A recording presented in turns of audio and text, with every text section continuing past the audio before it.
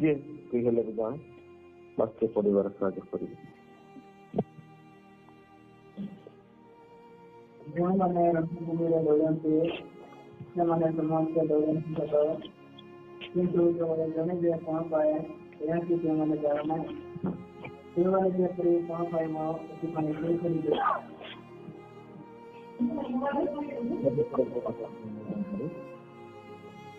ଯେଉଁମାନେ ରଙ୍ଗଭୂମିରେ ଦୌଡ଼ନ୍ତି ସେମାନେ ସମସ୍ତେ ଦୌଡ଼ନ୍ତି ସତ, କିନ୍ତୁ କେବଳ ଜଣେ ଯେ କ'ଣ ପାଏ ଏହା କି ତୁମେମାନେ ଜାଣ ନାହିଁ।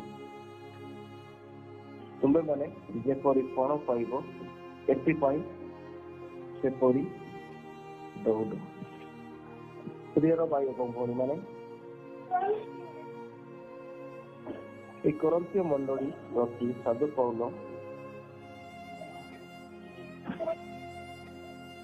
ଏପରି ଲେଖନ୍ତି, ଯେଉଁମାନେ ରଙ୍ଗଭୂମିରେ ଦୌଡ଼ନ୍ତି ସେମାନେ ସମସ୍ତେ ଦୌଡ଼ନ୍ତି ସତ। ରଙ୍ଗଭୂମିରେ କହିଲେ ଯେଉଁମାନେ ଦୌଡ଼ ପ୍ରତିଯୋଗିତାରେ ଭାଗ ନିଅନ୍ତି ସେମାନେ ଜାଣିଛନ୍ତି ବିଶେଷ ଭାବରେ ସ୍କୁଲ ଗୁଡାକରେ ହୁଏ। ଆଉ ସେଥିରେ ଯେଉଁମାନେ ଭାଗ ନିଅନ୍ତି ଆଉ ସେମାନେ ଜାଣିଛନ୍ତି କେମିତି ଦୌଡ଼ ପ୍ରତିଯୋଗିତା ହୁଏ। ଆଉ ମାନେ ମଧ୍ୟ ସେଗୁଡା କେତେକ ବିଷୟ ଜାଣିଅଛି କେମିତି ଦୌଡ଼ ପ୍ରତିଯୋଗିତା। ତ ଏଇଟା ସେହିପରି ଆମର ଖ୍ରୀଷ୍ଟୀୟ ଜୀବନ ବିଶ୍ୱାସ ଜୀବନ ଗୋଟେ ଦୌଡ଼ ପ୍ରତିଯୋଗିତାରେ ଯେଉଁମାନେ ଦୌଡ଼ନ୍ତି ତ ଖ୍ରୀଷ୍ଟୀୟ ବିଶ୍ୱାସ ଜୀବନ ଦେବୀ ଆମମାନଙ୍କୁ ତଦ୍ରୂପ ଦୌଡ଼ିବା ପରି ଆମମାନେ ସେଇ କ'ଣ ପାଇବା ପାଇଁ ଦୌଡ଼ିବାର ରଙ୍ଗଭୂମି ଯେଉଁମାନେ ଦୌଡ଼ନ୍ତି ସେଠି ତାଙ୍କର ସବୁ ନିୟମ ବିଧାନ ରହିଥାଏ। ଆଉ କେତେ ଲମ୍ବା କେତେ ମିଟର ବା କେତେ ଫୁଟ ଯଦି ଏମିତି ବୁଲେଇରେ ତାର କେତେ ମିଟର ସେଟା ସେମାନେ ଦେଖନ୍ତି ଆଉ ମାପଜୋଖ ଦେଇଥାନ୍ତି। ଆଉ ପୁରା ଛୁଲ ଏଇସବୁରେ ରଙ୍ଗ ଦେଇଥାନ୍ତି ଯେମିତି ସେଇ ଗାଇଡଲାଇନ ଭିତରେ ଥାଇକି ସେମାନେ ଦୌଡ଼ିବେ। ତେଣୁକରି ଯେମିତି ସେମାନେ ଜିତି ପାରିବେ ଆଉ ପୁରସ୍କାର ପାଇବେ, ପୁରସ୍କାର ମଧ୍ୟ ଦିଆଯାଇଥାଏ। ପୁରସ୍କାର ପାଇବେ ପୁରସ୍କାର।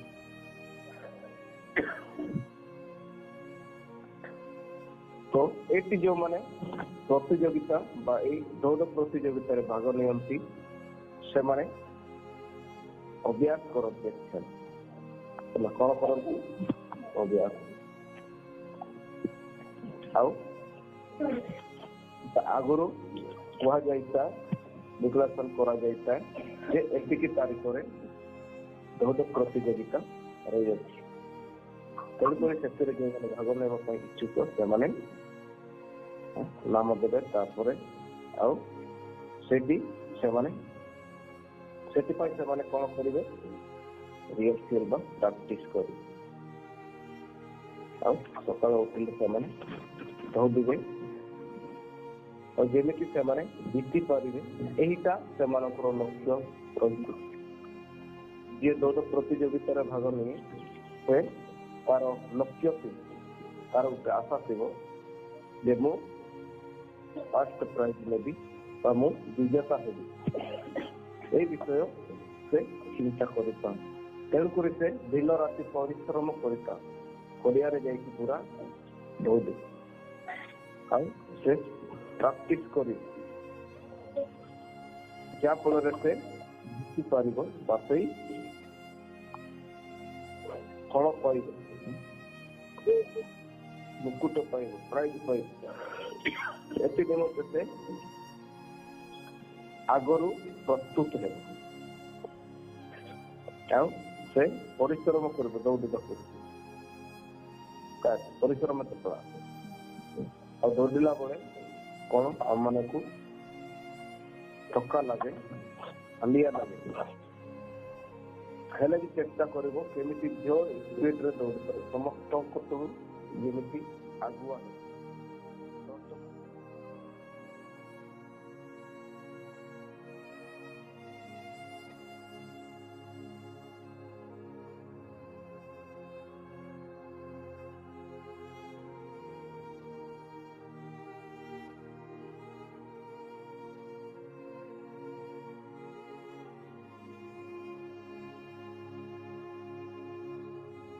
ଶୁଣିବାରେ ବାଧା ସୃଷ୍ଟି ହେଉଛି ତେଣୁକରି ଦୟାପୂର୍ବକ ଆପଣମାନେ ମୋବାଇଲ ନିଜ ନିଜ ମୋବାଇଲ ଦେଖନ୍ତୁ ଆଉ ମ୍ୟୁଟ୍ ମାରିକି ରୁହନ୍ତୁ ଆଉ ବକ୍ତବ୍ୟ ନାହିଁ ଶୁଣନ୍ତୁ।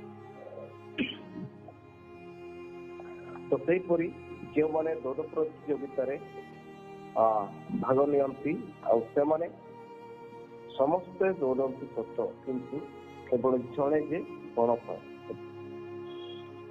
ସମସ୍ତେ ଦୌଡ଼ନ୍ତି ଯେତେ ଜଣ ସେଥିରେ ଭାଗ ନେଇଥାନ୍ତି ସେମାନେ ସମସ୍ତେ ଦୌଡ଼ି କିନ୍ତୁ ଜଣେ କ'ଣ ପାଇଁ ପ୍ରାଇଜ୍ ପାଇ ପ୍ରଥମ ପ୍ରାଇଜ୍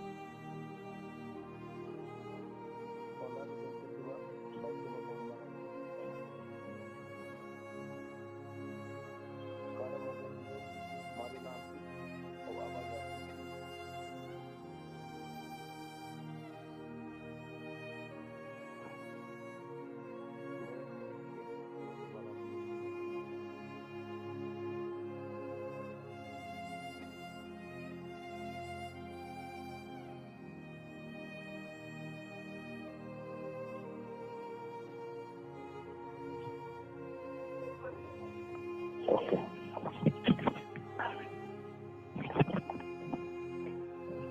ତ ଯେଉଁମାନେ ରଙ୍ଗଭୂମିରେ ଦୌଡ଼ନ୍ତି ସେମାନେ ସମସ୍ତେ ଦୌଡ଼ନ୍ତି ସତ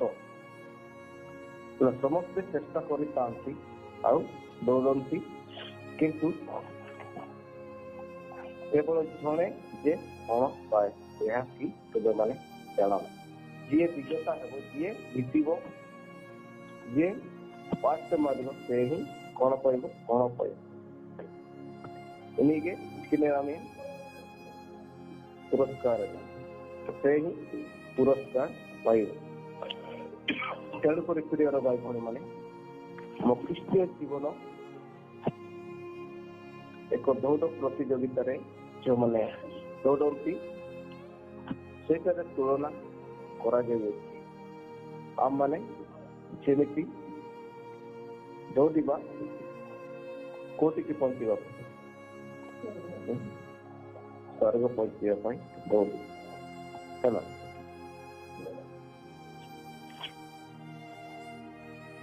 केमी दौड़ स्वर्ग को आम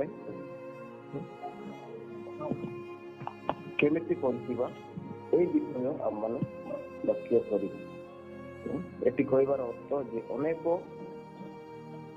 स्वर्ग राज्य प्राप्त करने अनंत जीवन पाइबा चेष्टा करते किंतु जो माने विजेता हुवंती जो माने दौड़ प्रतियोगिता विजेता हुवंती बा विजय हासिल करती से माने ही से पुरस्कार पाती से परी स्वर्ग राज्य जीवाई अनेक चेष्टा करते किंतु जो माने प्रथम बा ठीक भाव से माने रिहर्सल करते परिश्रम करते आउ जोरे से माने दौड़िकी पहुंची पारे आउ से माने प्रैक्टिस करिकी आउ नीति नियम अनुसार से माने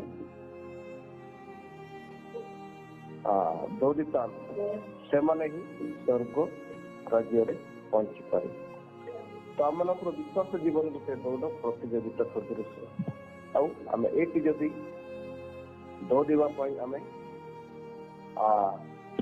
ଇଚ୍ଛା କରିବା ନାହିଁ ବା ମାନେ ପ୍ରାକ୍ଟିସ କରିବା ନାହିଁ ତାହେଲେ ଆମମାନେ ବିଫଳ ହେଇଯିବ ଆଉ ଆମେ ବିଜେତା ହୋଇପାରିବା ନାହିଁ, ଜିତି ପାରିବାନି। ଏଣୁକରି ଆମମାନଙ୍କୁ ଏଇଠୁ ସ୍ୱର୍ଗ ରାଜ୍ୟ ଯେମିତି ପହଞ୍ଚି ପାରିବା ସେଥିପାଇଁ ଆମେ ଦୌଡ଼ିବା ଦରକାର। ତ ଆତ୍ମିକତାରେ ଆମମାନେ କେମିତି ରହିବା ଆଉ ପବିତ୍ରତାରେ କେମିତି ରହିବା এই বিষয় ଆମମାନେ ଜ୍ଞାନ କରିବା। ବାକ୍ୟରେ ଲେଖାଯାଏ ଯେ ପବିତ୍ରତା ବିନା କେହି ଈଶ୍ୱରଙ୍କୁ ଦର୍ଶନ କରିପାରିବେ। ତେଣୁକରି ଆମମାନେ ସବୁ ବିଷୟରେ ସିଦ୍ଧ ହେବା ଦରକାର ଆଉ ଆମମାନେ ସେଇ ସ୍ୱର୍ଗକୁ ଲକ୍ଷ୍ୟ କରିକି ସ୍ୱର୍ଗ ରାଜ୍ୟକୁ ଲକ୍ଷ୍ୟ କରିକି ଆମେ ଏଇ ଧରାପୃଷ୍ଠରେ ଆମମାନଙ୍କର ଜୀବନକୁ ଠିକ ଠାକ କରି ଆମେ ସେଇ ଯୀଶୁଙ୍କର ପଥ ଆମମାନେ ଚାଲିବା ଏବଂ ଦୌଡ଼ିବାର ହେଲା। ତ ଆମମାନଙ୍କୁ ପରିଶ୍ରମ କରିବାକୁ ପଡ଼ିବ, କଷ୍ଟ ଉଠେଇବାକୁ ପଡ଼ିବ। ଦୌଡ଼ିଲା ଆମକୁ ବଳ ପ୍ରୟୋଗ କରିବାକୁ ପଡ଼ିବ, ବିନା ବଳରେ ହେବ, ବିନା ପେଟ ବୁଲେଇ। ଆଉ ଆମର ଲକ୍ଷ୍ୟ ନିହାତି ରହିବାର ଦରକାର। ଜଣେ ଦୌଡ଼ିବ ତାର ଲକ୍ଷ୍ୟ ଥିବ ଯେ ମୁଁ ଯେମିତି ଜିତି ପାରିବି। बिना लक्ष्य आमे किसी हासिल करि परिबा लाभ उताइते ना जे आई जिते होगी आशा गुटे रहबा दरकार, लक्ष्य गुटे रहबा। लक्ष्य बिहीन हेले आमे इच्छा हेबो नै आ सफल भी हेई परिबो। अनेक विश्वास भाई भाई माने सेई परि परिस्थिति रहबा लक्ष्य नाही। लक्ष्य बिना आमे पहुंची परिबा नै और आशा मध्य हमर रहिबो। और जीती भी बोली जो मैंने आशा करती लक्ष्य रखती जमी हेल्ले मुझे पहुंची से परिश्रम कर रियल शेयर कर दौड़े सकाल हेल्ले दौड़े संध्या हेल्ले पड़िया प्राक्टिस कर। तो आम मैंने पृथ्वी यही मंडली मध्य आम मैंने प्राक्टिस कर निजर जीवन को सुधार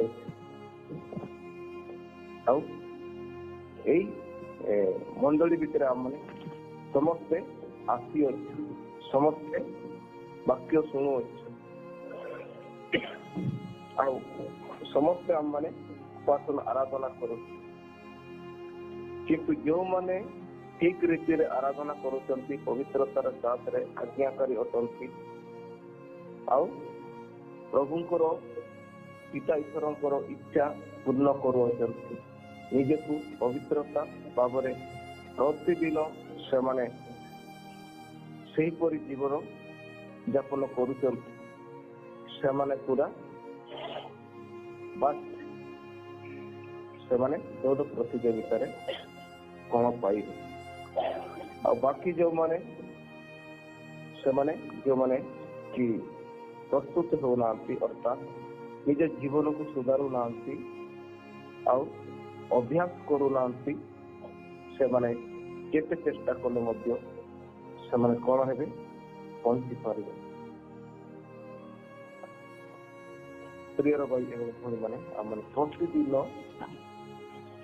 आमने दौड़ प्रतियोगिता पहुंची समय बा डेट दिया जाइतिबा भितर आमने किछि समय दिया जाइते सेतिरे आमने से प्रतियोगिता माने कौन करती भाग नेबा व्यक्ति माने से माने रियल शेयर करती दौड़ और जब आम भितर भाग नापी चाहूँ किंतु चुप कर रही आम निश्चित भाव में आम सफल हो पार।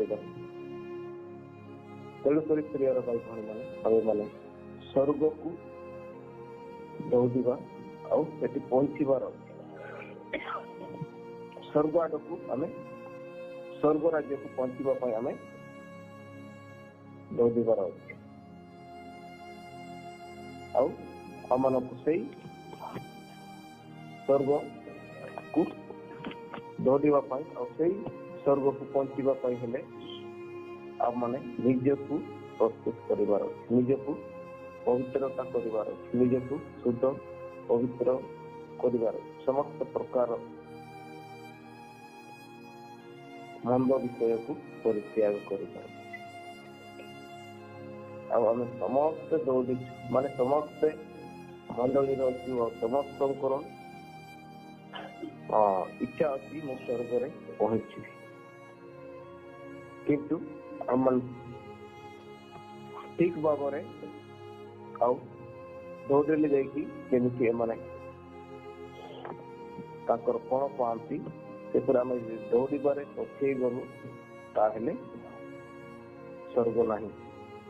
ଅର୍ଥାତ୍ ଆମମାନେ ଯେମିତି ଆଗମନ ଗୁପ୍ତ ଆଗମନରେ ଆମେ ଯେମିତି ପ୍ରଭୁଙ୍କ ସହିତ ସ୍ୱର୍ଗକୁ ଯାଇପାରିବା, ଏଥିପାଇଁ ଆମେ ଜାଗ୍ରତ ହୋଇ ପ୍ରସ୍ତୁତ ହେବା। ସବୁବେଳେ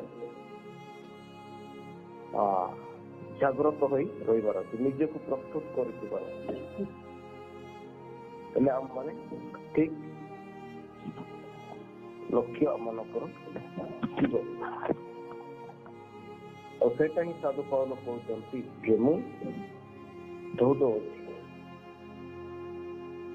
କାରଣ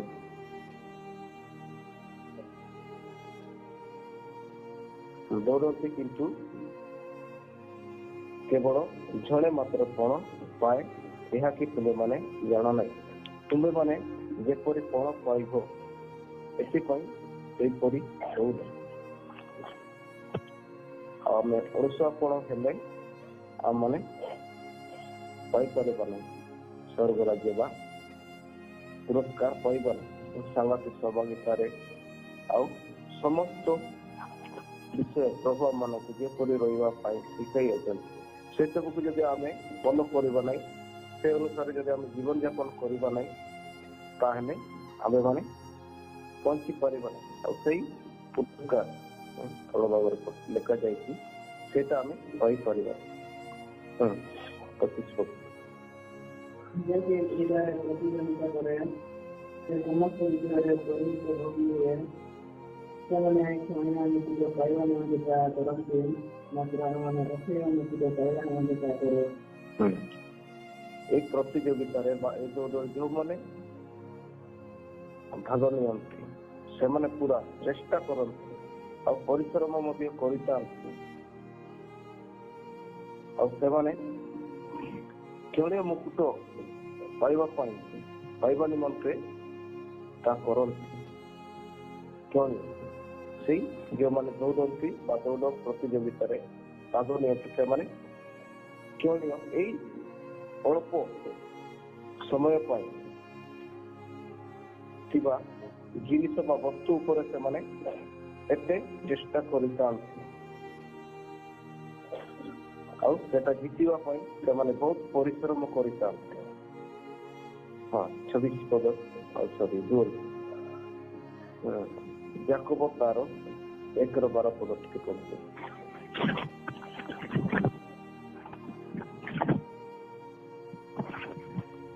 ଯାକୋବ ପତ୍ର 1:12 ଜନ୍ମର ପରିଚୟ କରିବା ସେ ଧନ୍ୟ, କାରଣ ପ୍ରଭୁ ଆପଣମାନଙ୍କୁ ଯେଉଁ ଜୀବନର ପରିଚିତ ଦେବାକୁ ପ୍ରତିଜ୍ଞା କରିଛନ୍ତି, ପରିଚିତ ହେଲା ପରେ ସେ ଲୋକ ପ୍ରାପ୍ତ ହେଲା। ଆମର ମୁକୁଟ କେତେବେଳେ ଆମେ ପାଇବା?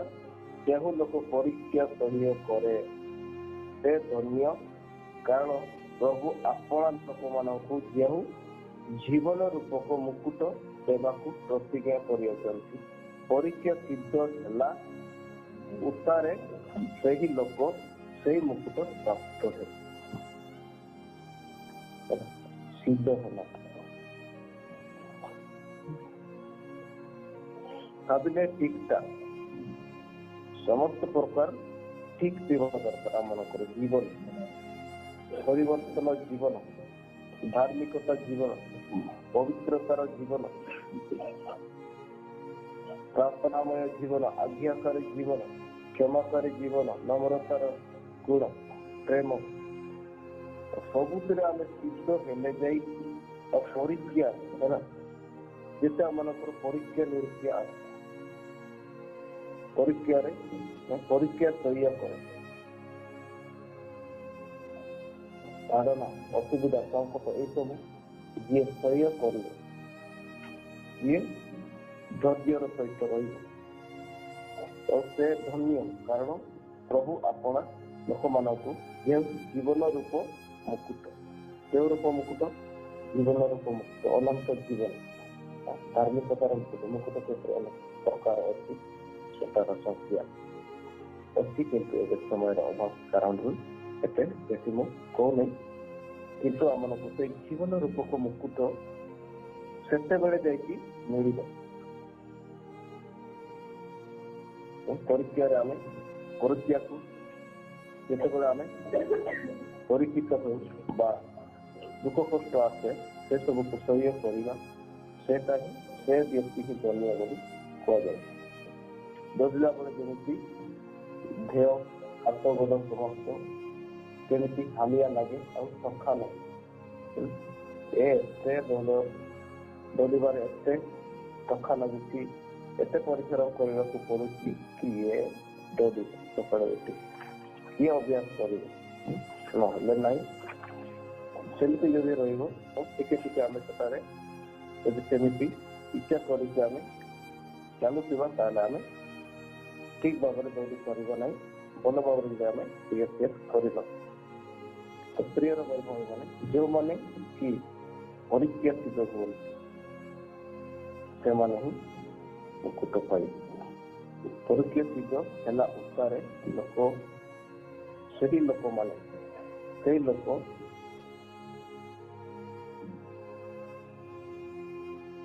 ମୁକୁଟ ପ୍ରାପ୍ତ ହେବେ, ହେଲେ ଯାଇକି ମୁକୁଟ ବା ନାମୀ ମୁକୁଟ।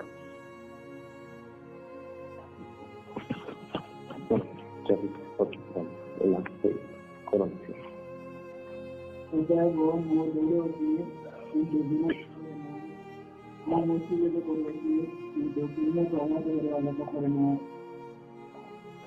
ଅତଃ ମୁଁ ଦୌଡୁ ଅଛି, କିନ୍ତୁ ବିନା ଲକ୍ଷ୍ୟରେ ନୁହେଁ।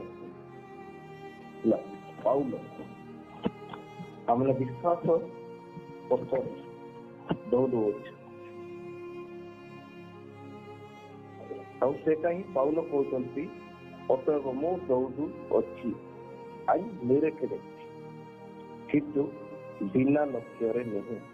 ବିନା ଲକ୍ଷ୍ୟରେ ନୁହେଁ, ସେ ସ୍ୱର୍ଗ ପ୍ରାପ୍ତ କରିବା ପାଇଁ, ଅନନ୍ତ ଜୀବନ ପ୍ରାପ୍ତ କରିବା ପାଇଁ, ସ୍ୱର୍ଗ ରାଜ୍ୟର ଅଧିକାରୀ ହେବା ପାଇଁ ସେ ଦୌଡୁଅଛନ୍ତି।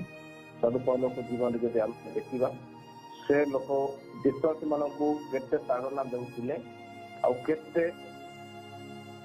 କୁ ସେ ମର୍ଡର କରାଇଥିଲେ ହେଲା, ଆଉ ସେମିତି ଭର୍ତ୍ତି କରିକି ଜେଲ ମଧ୍ୟ ପକାଉଥିଲେ, ଆଉ ସେ ଦମସ୍କସକୁ ମଧ୍ୟ ଅନୁମତି ଆଣିବା ପାଇଁ ଯାଉଥିଲେ, କିନ୍ତୁ ଯୀଶୁଙ୍କ ସହିତ ସେଠି କଣ ହେଲା? ସାକ୍ଷାତକାର ହେଲା, ଆଉ ସେଠୁ ତାର ମତି ପରିବର୍ତ୍ତନ ହେଲା। ତ ସେଇ ବାହୁଲ, ପ୍ରଥମ ନାମ ତାର ଥିଲା ସାହୁଲ, ଆଉ ସେଇ ପାଉଲ ଜୀବନରେ ଯଦି ଆମେ ଦେଖିବା କେତେ କଷ୍ଟ ସହ୍ୟ କରିଛି, କେତେ ମାଡ଼ ପାଇଛି, କେତେ ପଚରାଘାତ କରାଯାଇଛି, ଭୟଙ୍କର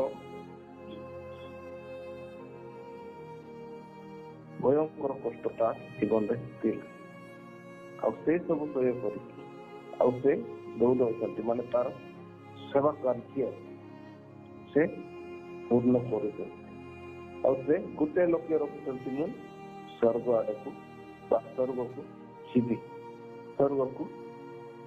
ସ୍ୱର୍ଗ ରାଜ୍ୟରେ ମୁଁ ପ୍ରବେଶ କରେ। ତେଣୁକରି ସେଇ ଲକ୍ଷ୍ୟ ନେଇକି ସେ ଦୌଡୁଅଛି, ଆଉ ପ୍ରଭୁଙ୍କର ଆଜ୍ଞାକାରୀ ହୋଇ ସେ ଅନୁସାରେ ସେ କାର୍ଯ୍ୟ କରୁଅଛି। ଗାଈ ଯେମିତି ଅଛି ସେଇ ଅନୁସାରେ ସେ କାର୍ଯ୍ୟ କରୁଅଛି।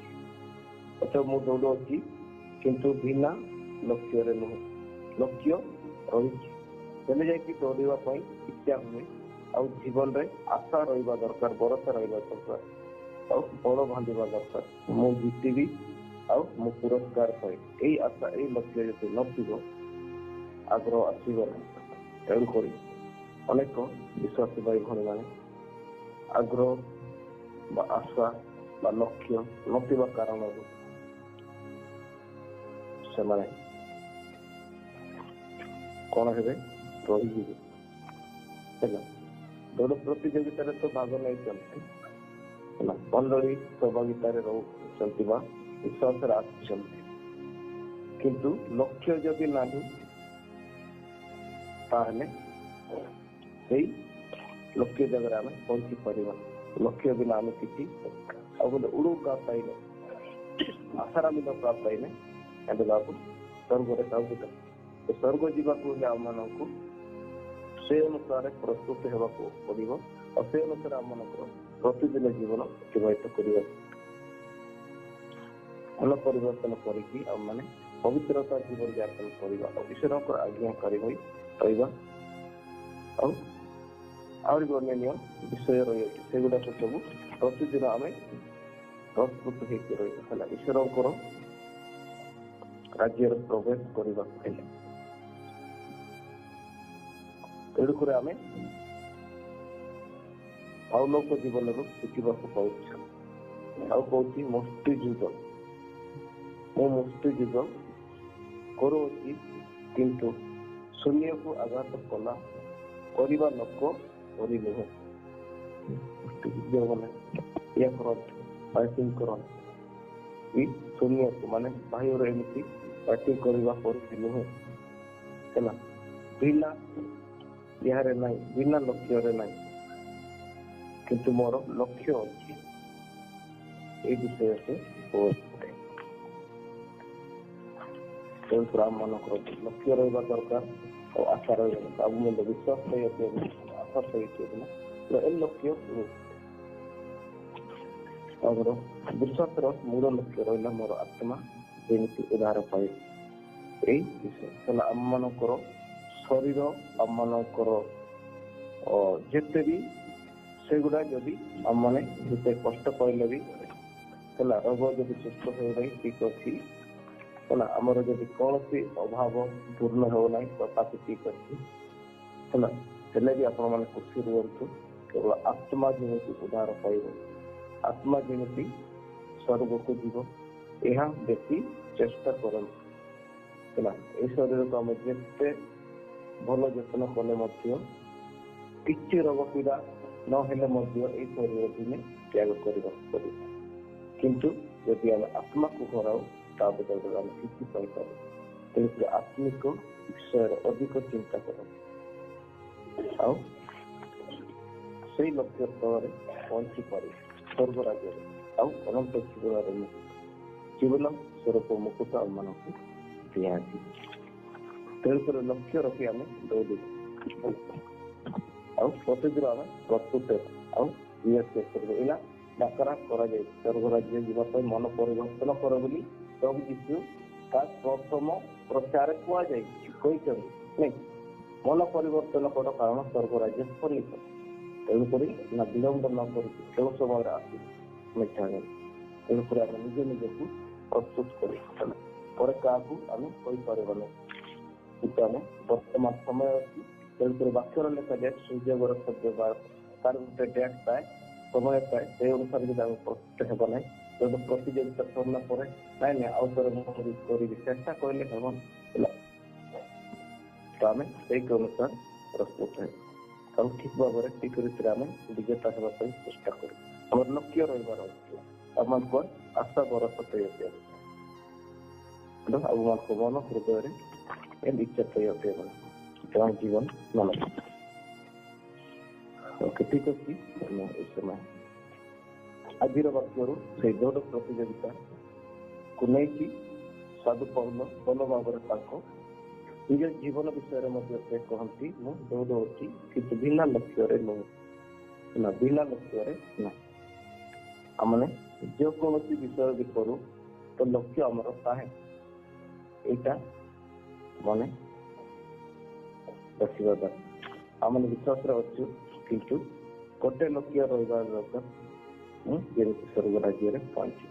ଆଉ ସ୍ୱର୍ଗ ରାଜ୍ୟରେ କେମିତି ରହିଲେ ପହଞ୍ଚିବ ସେଇଟା ଆମେ ବର୍ତ୍ତମାନ ବା ଆମେ ନିଜକୁ ସେଇ ବିଷୟରେ ଶିଖୁଅଛୁ ଆଉ ନିଜକୁ ପ୍ରସ୍ତୁତ କରୁଛୁ ନା ନିଜ ଜୀବନକୁ ଆମେ କରେକ୍ସନ କରୁଛୁ ଆଉ ହେଲେ ଯାଇକି ସ୍ୱର୍ଗରେ ପ୍ରଭୁ ଗ୍ରହଣ କରିବେ।